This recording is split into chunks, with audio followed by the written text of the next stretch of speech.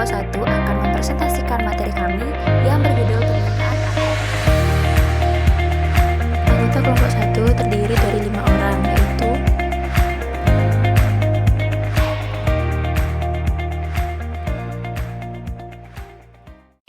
Adapun pokok bahasannya yaitu yang pertama pasar barang dan kurva IS, pasar uang dan kurva LM, equilibrium jangka pendek, fluktuasi dalam model ISLM, dan yang terakhir yaitu mengenai teori permintaan agregat. Pokok bahasan 1, pasar barang dan kurva IS. Pertama yaitu pengertian dari pasar barang. Pasar barang adalah pasar di mana semua barang dan jasa yang diproduksi oleh suatu negara dan dalam jangka waktu tertentu. Permintaan dalam pasar barang merupakan agregasi dari semua permintaan akan barang dan jasa di dalam negeri. Sementara yang menjadi penawarannya adalah semua barang dan jasa yang diproduksi dalam negeri. Selanjutnya ada ciri-ciri pasar barang. Ciri-ciri pasar barang yang pertama adalah adanya calon penjual dan pembeli di dalam pasar. Yang kedua, adanya suatu barang dan jasa yang hendak diperjualbelikan di dalam pasar. Terus yang ketiga, adanya sebuah interaksi antara penjual dengan pembeli, baik secara langsung maupun tidak langsung. Selanjutnya ada keseimbangan dalam pasar barang, sisi permintaan dan sisi penawaran. Pasar barang dikatakan seimbang apabila penawaran sama dengan permintaan, atau dengan kata lain pendapatan sama dengan pengeluaran. Di dalam keseimbangan pasar barang, variabel-variabel yang digunakan terbagi menjadi dua jenis, yaitu variabel endogen dan variabel eksogen. Keseimbangan pada pasar barang ditunjukkan oleh suatu kurva yang disebut kurva IS. Kurva IS adalah suatu kurva yang menghubungkan titik besarnya pendapatan nasional atau yang disimbolkan dengan Y pada berbagai tingkat bunga yang disimbolkan dengan R, di mana pasar barang berada dalam keseimbangan. Adapun rumus matematis dari kurva IS adalah Y sama dengan AE. Selanjutnya C plus S sama dengan C plus I. Selanjutnya S sama dengan I. Dan FY sama dengan FR. Adapun keterangannya, AE itu adalah pengeluaran agregat, R adalah tingkat bunga, dan Y adalah pendapatan nasional. Pergeseran kurva IS. Pergeseran kurva IS menunjukkan terjadinya perubahan tingkat autonomus. Jika investasi autonomus meningkat, kurva investasi akan bergeser ke kanan. Itu yang menyebabkan kurva IS akan bergeser ke kanan juga, dari IS0 ke IS1. Begitupun juga sebaliknya dengan investasi autonomus yang menurun. Berikut adalah gambaran pergeseran kurva IS. Selanjutnya ada penurunan kurva IS. Cara yang pertama yaitu menetapkan syarat keseimbangan di pasar barang, S sama dengan I. Selanjutnya syarat ini dapat pula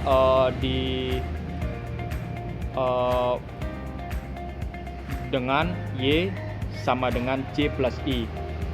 Jika fungsi konsumsi dan fungsi investasi masing-masing adalah C sama dengan A plus C plus Y, di mana 0 kurang lebih C kurang dari 1, dan I sama dengan B plus R. di mana I kurang dari 0. Maka diperoleh Y sama dengan C plus I sama dengan A plus CY ditambah B plus IR, yang hasilnya A plus CY plus B plus IR. Selanjutnya Y minus CY sama dengan A plus B plus IR. Selanjutnya kurung buka 1 minus C kurung tutup dikali Y sama dengan A plus B plus IR, yang hasilnya Y sama dengan A plus B plus IR dibagi 1 minus C. Contoh, suatu perekonomian mempunyai fungsi konsumsi dan fungsi investasi sebagai berikut. Fungsi konsumsi sama dengan C sama dengan 40 ditambah 0,6 Y. Di sini satuannya itu dalam miliar rupiah. Selanjutnya fungsi investasi sama dengan I plus 80 minus 4R. Berdasarkan fungsi-fungsi tersebut akan diperoleh fungsi IS menggunakan rumus yang tadi, yang B, yaitu Y sama dengan C plus I, di mana Y sama dengan C-nya itu diganti dengan 40 plus 0,6 Y, sedangkan I-nya itu diganti dengan 80 minus 4R, yang hasilnya Y sama dengan 300 minus 10R. Sedangkan jika menggunakan rumus C, hasilnya yaitu Y sama dengan A plus B plus IR dibagi 1 minus C, yang hasilnya sama, yaitu Y sama dengan 300 minus 10R. Selanjutnya ada penurunan kurva IS secara grafis. Proses penurunannya pertama-tama melalui diagram A pada tingkat pendapatan sebesar Y0 atau kurung buka S plus T kurung tutup kali 0 melalui fungsi tabungan. Yang kedua, dalam keadaan keseimbangan yang ditunjukkan pada diagram B, pada S plus T kurung tutup 0 diperoleh tingkat bunga yang sesuai dengan adalah R0 pada diagram C. Jadi kita memperoleh satu kombinasi pendapatan atau Y0 dengan tingkat bunga sebesar R0 pada diagram D. Kemudian proses serupa diulangi tetapi pada tingkat pendapatan Y1. Tingkat bunga yang sesuai dengan Y1 adalah R1. Kita memperoleh satu kombinasi lagi antara Y dan R. Kalau kedua titik kombinasi ini kita hubungkan dengan sebuah garis, maka diperoleh kurva IS seperti pada gambar diagram D di samping. Pokok bahasan kedua yaitu mengenai pasar uang dan kurva LM. Pengertian pasar uang. Pasar uang adalah keseluruhan permintaan dan penawaran dana-dana atau surat-surat berharga yang mempunyai jangka waktu 1 tahun atau kurang dari 1 tahun dan dapat disalurkan melalui lembaga-lembaga perbankan. Pasar uang ini juga sering disebut sebagai pasar kredit jangka pendek. Adapun ciri-ciri pasar uang adalah periode temponya sangat pendek sehingga hanya bisa memenuhi permintaan dan penawaran dana di mana dibutuhkan dalam jangka pendek. Adapun mekanisme pasar uang dikhususkan untuk menjembatani antara pihak-pihak yang memerlukan dana dengan orang dengan dana berlebih. Materi selanjutnya mengenai keseimbangan dalam pasar uang. Keseimbangan pasar uang modal tercapai bila permintaan uang yang disimbolkan dengan huruf L telah sama dengan penawaran uang yang disimbolkan dengan huruf M. Jadi L sama dengan M. Kurva LM menunjukkan kombinasi tingkat bunga dan tingkat pendapatan yang konsisten dengan keseimbangan dalam pasar untuk keseimbangan uang real. Kurva LM menggambarkan hubungan di antara tingkat pendapatan dan tingkat bunga. Semakin tinggi tingkat pendapatan, semakin tinggi permintaan terhadap keseimbangan uang real dan semakin tinggi tingkat bunga keseimbangan. Karena itu, kurva LM miring ke atas. Seri selanjutnya yaitu mengenai pergeseran kurva LM. Kurva LM akan bergeser bila permintaan dan atau penawaran uang itu berubah. Jika ada penambahan jumlah uang beredar dan permintaan uang bertambah, maka kurva LM akan bergeser ke kanan. Dari gambar yaitu bergeser dari LM0 ke LM1. Begitu pula sebaliknya, jika jumlah uang beredar dan permintaan uang itu berkurang, maka kurva LM akan bergeser ke kiri. Materi selanjutnya yaitu mengenai penurunan kurva LM. Kurva LM merupakan kurva yang menunjukkan keseimbangan di pasar uang pada suku bunga R dan pendapatan Y yang bervariasi. Untuk menurunkan kurva LM, maka harus melihat bagaimana pengaruh perubahan keseimbangan di pasar uang sampai membentuk kurva LM. Perhatikan panel A pada gambar. Diasumsikan suku bunga pada suatu perekonomian awalnya sebesar R1. Bila tingkat pendapatan meningkat dari Y1 menjadi Y2, maka hal ini akan menggeser kurva permintaan uang real dari L1 ke L2. Hal tersebut menyebabkan kenaikan suku bunga. Kenaikan suku bunga ini diperlukan untuk mempertahankan keseimbangan di pasar uang, sehingga keseimbangan pasar uang bergeser dari titik A ke titik B. Bila pendapatan mengalami peningkatan dari Y1 ke Y2, maka permintaan uang real akan meningkat dari L1 ke L2 pada panel A. Hal ini akan mengubah keseimbangan suku bunga di pasar uang dari R1 ke R2. Perubahan tingkat output dari Y1 ke Y2 dan perubahan suku bunga dari R1 ke R2 membentuk kurva LM pada panel B. Titik C dan D pada kurva LM menunjukkan keseimbangan di pasar uang pada titik A dan B pada panel A. Dijelaskan mengenai liquidity trap. Liquidity trap adalah fenomena ekonomi di mana suku bunga sudah begitu rendah, yaitu hampir mendekati nol, sehingga tidak mungkin diturunkan lagi. Penurunan suku bunga biasanya dilakukan oleh bank sentral untuk meningkatkan jumlah uang beredar dalam rangka menerapkan kebijakan moneter yang ekspansif. Misalnya, jumlah uang beredar meningkat dari M1 ke M2 pada gambar panel A. Pada kondisi di mana suku bunga yang sudah terlalu rendah, usaha penurunan suku bunga melalui kebijakan moneter yang ekspansif tidak mampu lagi mengubah keseimbangan suku bunga pasar uang. Bentuk kurva permintaan uang real yang horizontal menunjukkan pada suatu tingkat suku bunga, di mana masyarakat bersedia memegang berapapun jumlah uang real yang tersedia. Sebagai akibat keseimbangan suku bunga yang tidak berubah, kurva LM akan berbentuk horizontal. Perubahan keseimbangan di pasar uang dari titik A ke titik B pada panel A tidak mengubah keseimbangan perekonomian di titik C pada panel B, yaitu pada tingkat output Y1. Itu sebabnya kebijakan moneter dikatakan tidak efektif karena tidak mampu mempengaruhi output. Nah, fenomena liquidity trap ini ditunjukkan oleh gambar pada slide. Selanjutnya yaitu mengenai equilibrium jangka pendek. Dalam ekonomi makro, equilibrium jangka pendek terjadi ketika kurva permintaan agregat dan kurva penawaran agregat jangka pendek berpotongan. Penawaran agregat mewakili total output barang dan jasa, sedangkan permintaan agregat mewakili jumlah total barang dan jasa yang diminta di dalam perekonomian.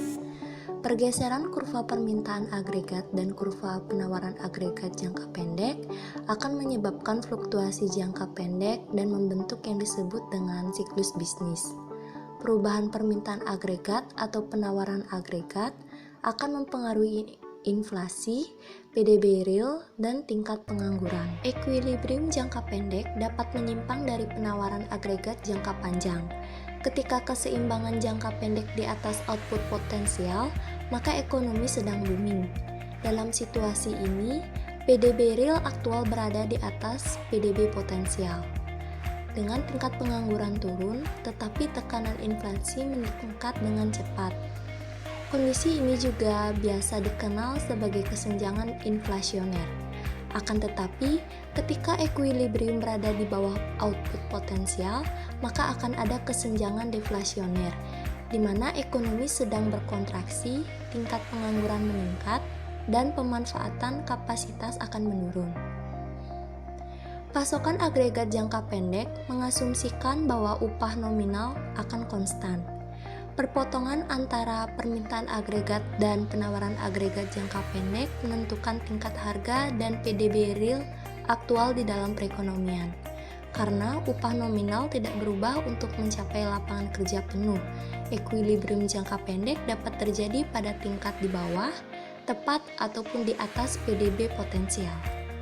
Jika tingkat harga di atas equilibrium, penawaran agregat melebihi permintaan agregat akan menyebabkan kelebihan penawaran, di mana situasi ini dapat menyebabkan persediaan menumpuk, sehingga memaksa produsen untuk menjual persediaan mereka dengan harga yang lebih rendah. Tingkat harga yang lebih rendah mendorong permintaan agregat untuk naik.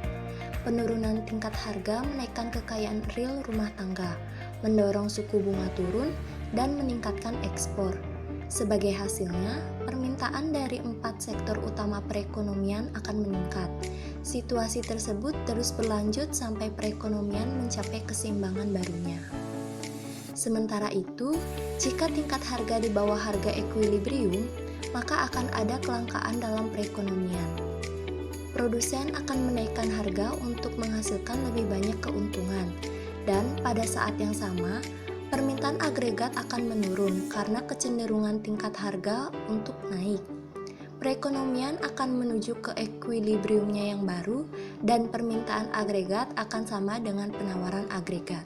Nah, dapat dilihat bahwa ini merupakan kurva equilibrium jangka pendek. Gambar ini merupakan kurva equilibrium jangka pendek dalam analisis permintaan dan penawaran agregat. Berikut penjelasannya.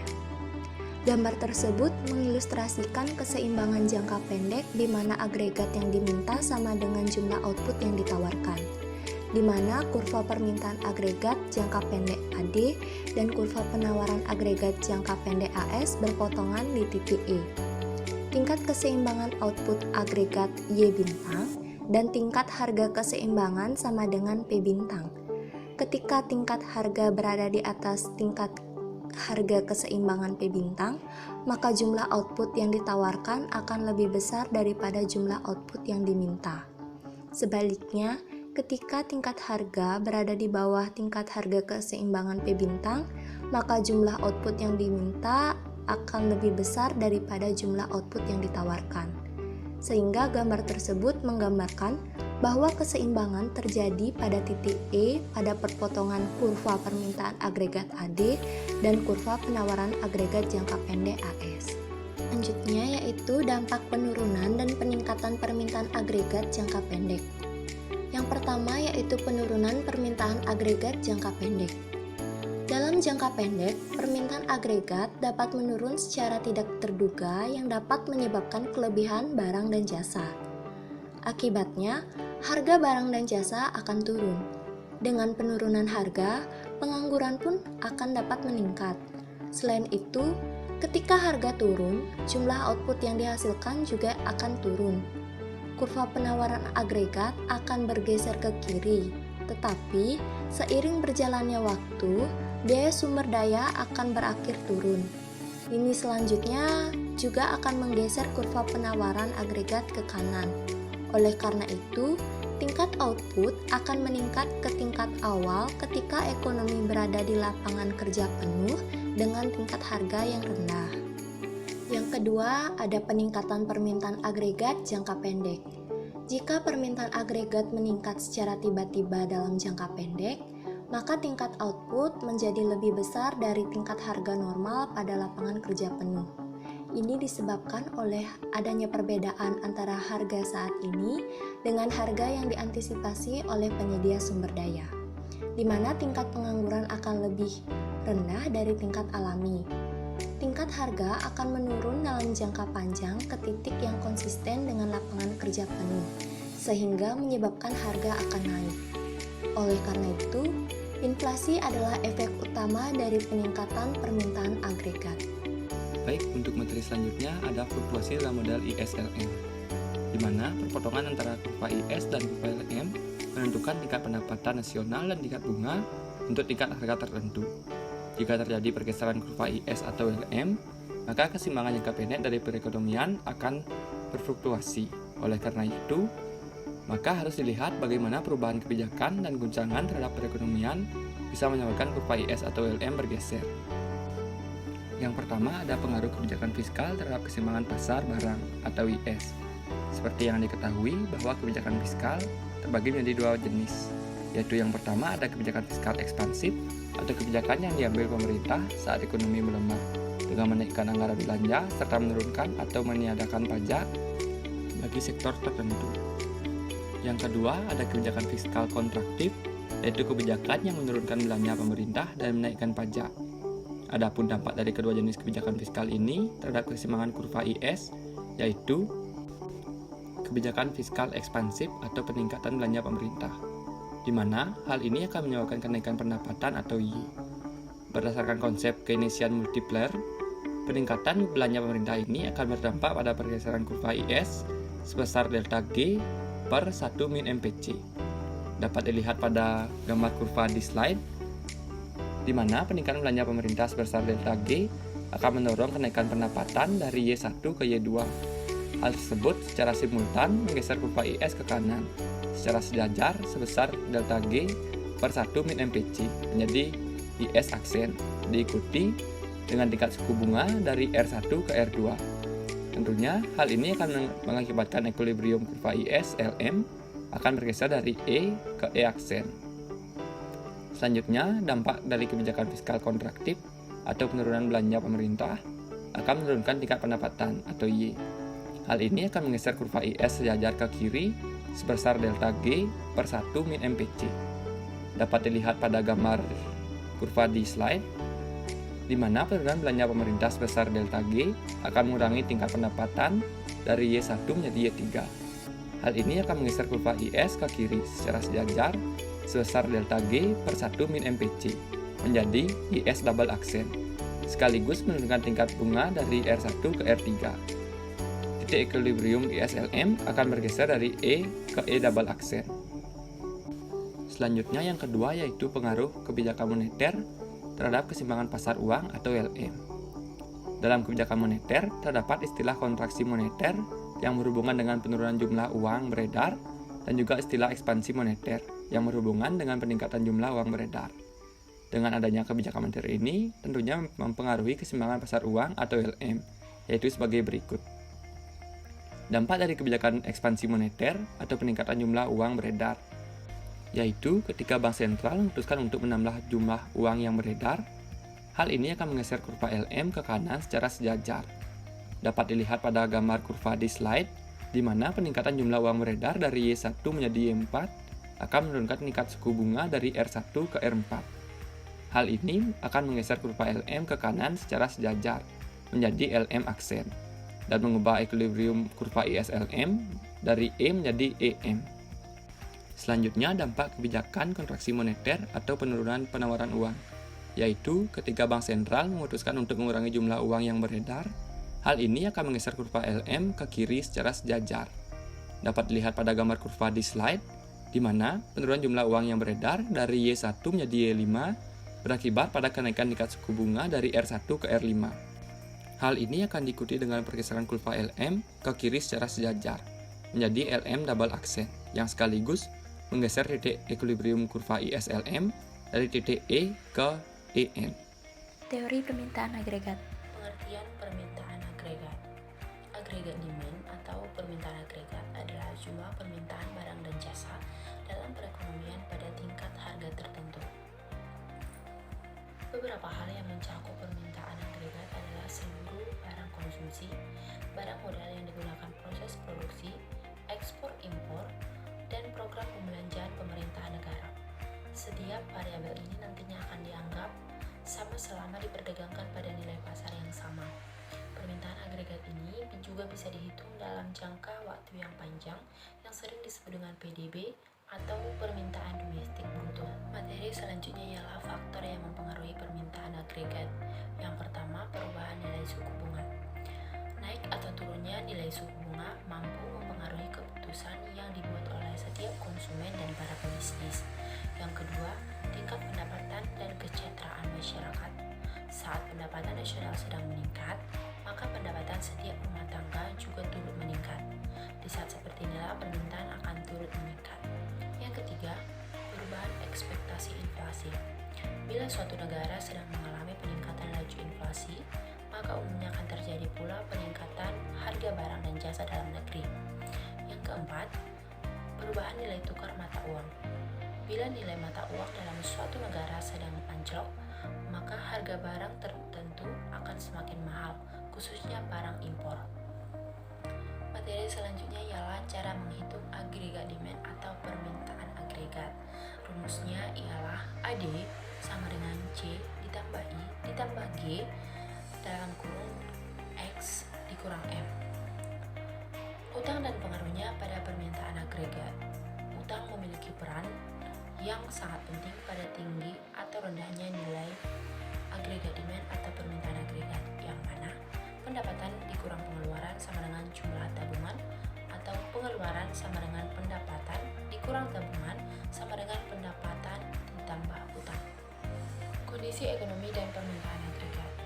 Dalam kondisi resesi, setiap konsumen dan produsen tentu akan cenderung menekan pengeluarannya. Untuk itu, jumlah pengajuan kredit pun akan berkurang. Hal tersebut akan berdampak pada pengeluaran produksi dan juga instrumen investasi. Akan ada banyak pebisnis yang mengalami kerugian karena banyak faktor, baik itu dari kurangnya modal atau penjualan yang menurun drastis. Untuk itu, perusahaan harus terpaksa mengurangi jumlah karyawannya. Efeknya, akan ada banyak masyarakat yang menjadi pengangguran. Untuk itu, kondisi ekonomi pada suatu negara akan sangat berdampak pada nilai permintaan agregat. Pada materi selanjutnya yaitu kita dihadapkan dengan komponen permintaan agregat. Yang pertama, konsumsi. Konsumsi mampu mewakili tingkat pengeluaran rumah tangga untuk barang dan juga jasa. Hal penentu yang paling utama dari komponen yang satu ini adalah pendapatan disposable atau pendapatan setelah pajak atau pendapatan sekali digunakan. Tingginya pengeluaran sekali pakai akan mampu meningkatkan konsumsi dan juga tabungan. Yang kedua ada investasi. Pengeluaran investasi adalah pembelian produk barang atau jasa yang dilakukan oleh bisnis. Pembelian ini umumnya digunakan untuk modal fisik yang sangat paling penting untuk kapasitas produksi mereka. Keputusan investasi ini tergantung pada tingkat keuntungan yang diharapkan dan juga biaya pendanaan. Yang selanjutnya ada pengeluaran pemerintah. Pengeluaran pemerintah dianggap sebagai variabel eksogen. Kondisi ini terjadi karena berbagai variabel ekonomi di dalamnya yang tidak mampu mempengaruhi keputusan pengeluaran. Yang berikutnya ialah ekspor bersih. Nilai ekspor bersih adalah nilai ekspor yang sudah dikurang dengan impor. Ekspor adalah permintaan dari pihak luar negeri untuk produk dalam negeri. Sedangkan impor adalah permintaan domestik untuk produk dari luar negeri.